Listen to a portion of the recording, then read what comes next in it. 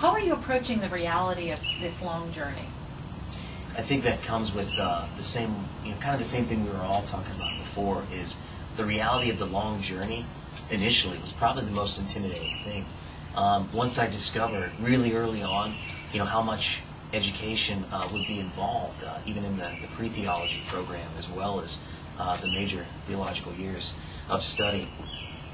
The idea is the same. It's really one day at a time.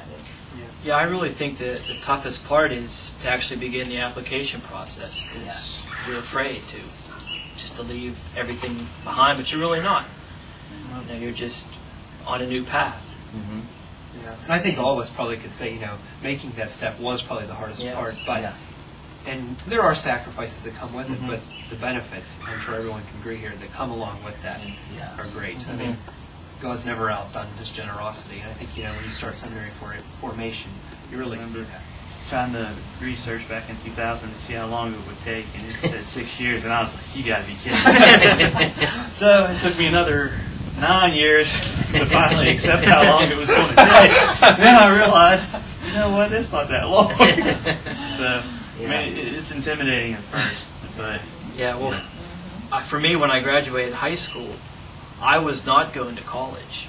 My plan, had a job and I liked it, and whenever I started discerning and I started talking with Father Jonathan Wisniewski, he mentioned the schooling it'd be about, I need a bachelor's degree and then just 4 more years on that. I thought, you got to be kidding me. Exactly. Because I was horrible in high school. I mean, I hated school. I wanted out of there.